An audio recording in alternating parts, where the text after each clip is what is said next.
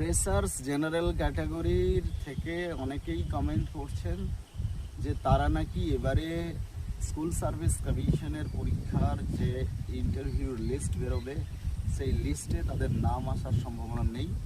দ্বিতীয়ত, তাদের চাকরি পাওয়ার সম্ভাবনা নেই। এই ধরনের কমেন্ট এবং এই ধরনের ফোন আমার কাছে প্রচুর আসছে, কিন্তু আমার লজিক এবং যুক্তি বিচার বিশ্লেষণ বলছে এই কথাটা সম্পূর্ণ সত্য নয়। তার কারণ হচ্ছে, আপনারা জানেন যে 100 পয়েন্ট রোস্টার মেনটেন করে যে আমাদের মেরিট লিস্ট বা প্যানেল লিস্ট তৈরি হয়, সেখানে কিন্তু প্রত্যেকটা রস্টারের নিয়ম অনুযায়ী সেখানে কিন্তু সিট ডিস্ট্রিবিউশন করতে হয়। সুতরাং freshers general category, mail category যারা ভাবছেন যে তারা চাকরি পাবেন না, আমি এখনও বলছি তারা কিন্তু চাকরি পাবেন। এবার মাথায় রাখতে হবে যে অনেকে বলছেন যে জেনারেলের সিটটা কমে গেছে। জেনারেলে যেরকম সিটটা কমে গেছে কিছু কিছু ক্ষেত্রে আমরা দেখতে পেয়েছি, সেরকম সেই সিটগুলো কোথায় গেছে? সেই সিটগুলো গেছে ইডাব্লিউএস নামক একটা ক্যাটাগরি তৈরি হয়েছে সেখানে। এবং যেহেতু জেনারেল ক্যাটাগরির থেকে কিছু সিট ইডাব্লিউএসে চলে গেছে, সেরকম অনেক জেনারেল ক্যান্ডিডেট তারাও কিন্তু ইডাব্লিউএস সার্টিফিকেট পেয়েছে এবং তারা কিন্তু ইডাব্লিউএস ক্যাটাগরিতে তারা চলে গেছে।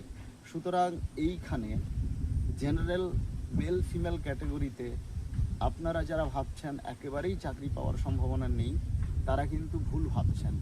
যদি আপনার নামটা ইন্টারভিউ লিস্টে চলে আসে এবং তারপরের জন্য যে 20 নম্বরের লড়াই, সেই লড়াইটা আপনি করবেন কিভাবে?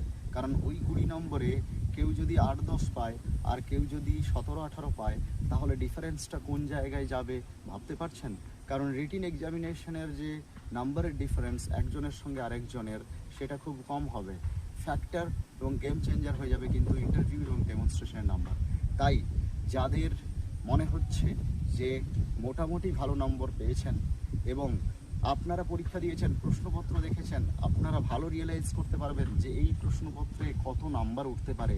আপনারা আপনাদের সাবজেক্টটা ভালো বোঝেন, তাই দেরি আর করবেন না, প্রিপারেশন শুরু করে দিন। তার কারণ সময় হাতে একদম নেই। আপনার লিস্টে নামটা চলে এলে আর আপনি যদি এখনও পর্যন্ত কি হবে সেই রকম একটা দ্বন্দ্বে এবং হতাশায় ভুগে আপনি প্রস্তুতি না শুরু করেন, তাহলে কিন্তু আপনাকেই পস্তাতে হবে।